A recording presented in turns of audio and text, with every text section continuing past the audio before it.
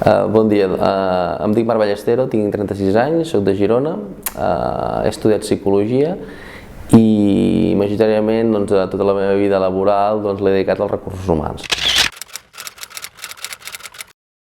El meu primer interès a anar a l'estranger i concretament a Anglaterra era bàsicament perquè el meu objectiu principal era perfeccionar l'anglès i tenir un nivell d'anglès avançat per poder utilitzar-lo a l'ambient laboral i que no em tallés oportunitats de creixement professional. Un cop allà em vaig començar a moure des de zero, des de trobar una feina senzilleta al principi i amb els diners que jo anava guanyant els invertia en classes d'anglès o en recursos per anar practicant i mirar l'anglès.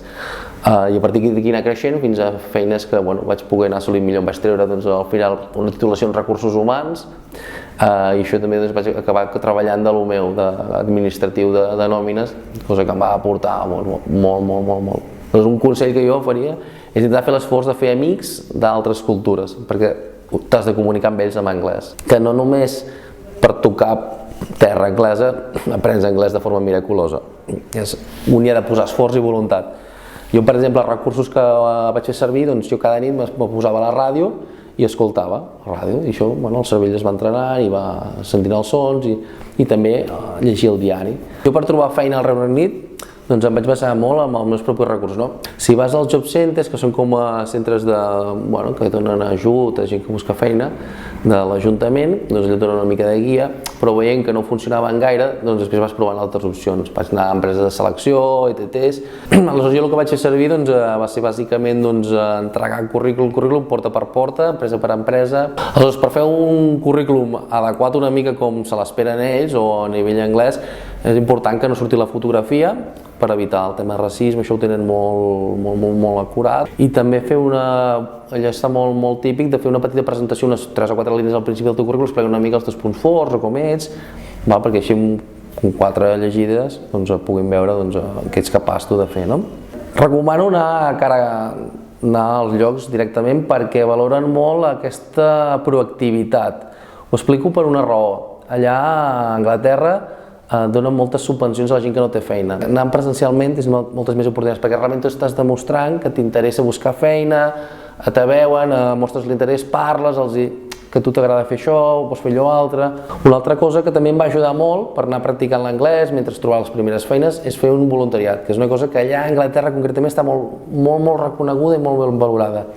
Perquè un altre cop demostres aquesta actitud que tens ganes de, estàs actiu, que estàs buscant coses i una mica va en aquesta direcció, en contra que allà hi ha molta gent cobrant benefits, que són ajudes, tu et demostra que ets una persona que vols fer coses, i això ho valoren molt. Jo recomano un nivell mig, un FIRST, si tens el FIRST millor, si no el tens no et preocupis, que ja el perfeccionaràs ràpid.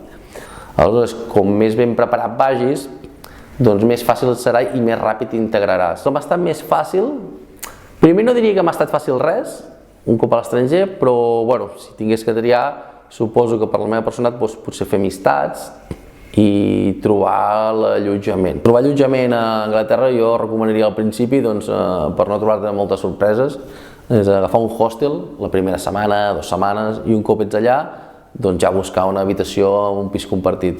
Per això, per habitacions en pisos compartits, hi ha aplicacions, Gumtree i altres, que un cop pregunten allà ja es coneixen. El que m'ha estat més difícil a l'estranger és fer amistats angleses. És molt difícil i realment crec que tothom té el mateix parer, que és molt difícil fer amistats angleses, i una de les coses més difícils també és trobar una feina relacionat amb els meus estudis. Això ha estat extremadament difícil. A Anglaterra concretament, no sé en altres països, però hi ha carreres que com que hi ha mancança de professionals és molt fàcil o realment ja ets benvingut, com per exemple són les enginyeries o les infermeres o informàtica. Aquestes 3 branques tenen una mancança molt gran de professionals. Aleshores, si tu vens de fora ets superbenvingut i t'ho posen tot superfàcil i ets superben acollit. Però si no tens la sort d'haver fet una carrera que ells la necessitin, realment és difícil perquè competiràs amb gent anglesa. Jo realment, un cop vaig aconseguir una feina a jornada completa relacionada amb els meus estudis, em vaig sentir molt realitzat, és quan em vaig sentir que ja vaig aconseguir el meu objectiu. Jo vaig decidir tornar perquè em sentia, a pesar de sentir-me realitzat professionalment, trobes a faltar moltes coses. Trobes a faltar l'entorn amb el que has nascut, has crescut i, bueno, i amb el que et sents a gust. I jo, per acabar, recomanaria a tota gent que està una mica indecisa de si vol o no vol, que realment a l'estranger és una cosa molt profitosa si tens les idees clares i et marques uns objectius de realment per què hi vols anar. Good morning, everybody. My name is Marc. I'm 36 years old. I've studied psychology in the University of Barcelona, and I went to UK, England, 3 years of my life to study and perfect English.